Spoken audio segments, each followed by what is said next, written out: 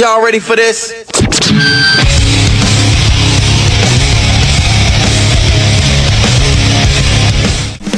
Y'all know the routine. When I don't record, I get lucky. And let's have some fun. What's up, guys? Legendary, and today let's take a look at Ultra Super Saiyan 2 Team Gohan. Now, I'm not gonna lie to you, it took me a few days to get this, man. I gotta say, the shaft was real, but at the same time, I had a feeling that today was gonna be the day that I get my copy of him. Let's just go off. I'm gonna say right now, I don't know how this happened, but I pulled him and I got him up to 8 stars in one multi. The ×2 rate came in clutch, and here's what I'm talking about. I was not expecting this. This never happens to me on any Ultra banner. Like almost all of my summonable Ultras, they're always at 5 stars, and he is the first summonable Ultra that I have that broke that. So congratulations to me, I guess.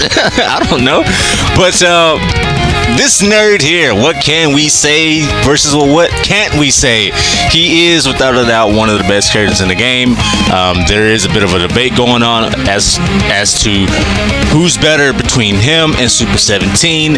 I'm not getting in on that because, for starters, I don't have Super 17, so I can't really gauge him in my own hands.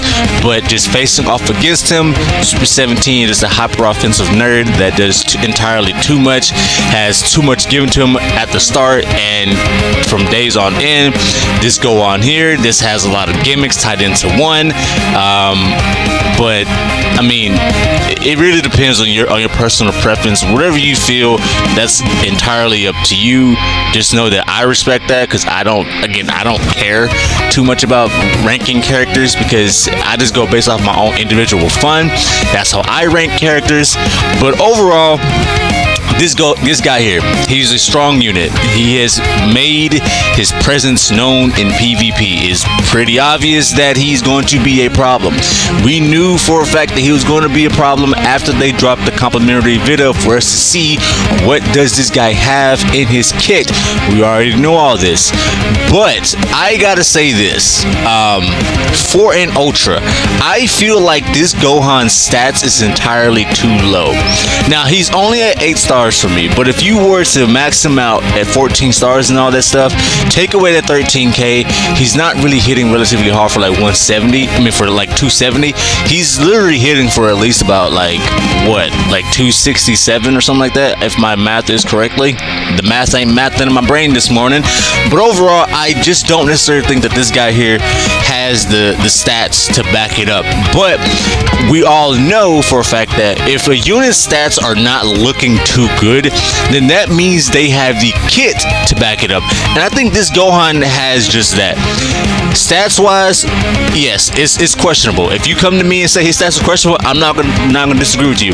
I do think that his stats are a little bit on the lower side, but because they gave him entirely too much and has all these gimmicks tied into one, that's going to keep him afloat.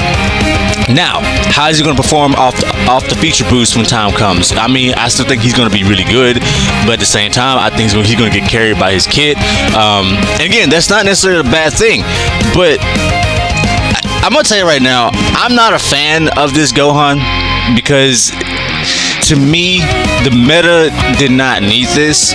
Instead of trying to decrease the toxicity in PvP, or try to, I guess, mitigate it and balance it out, you kind of amplified it just a little bit more. And I don't necessarily think that this Gohan is necessarily correct for the meta until the meta itself get correct. That's not me saying that I wish that this guy here never existed, because I'm excited at the fact that he's in the game. Like I mentioned in the video, but we talked about it. This is the form of Gohan that doesn't get a lot of representation, even though it is a hype moment. His last variation was him. It was like the EX Super Saiyan 2 Team Gohan.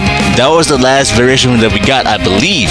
So I'm happy that he's here, but I'm not happy at the fact that he amplifies the meta in terms of just being more toxic and more obnoxious than it already is. You know what I mean?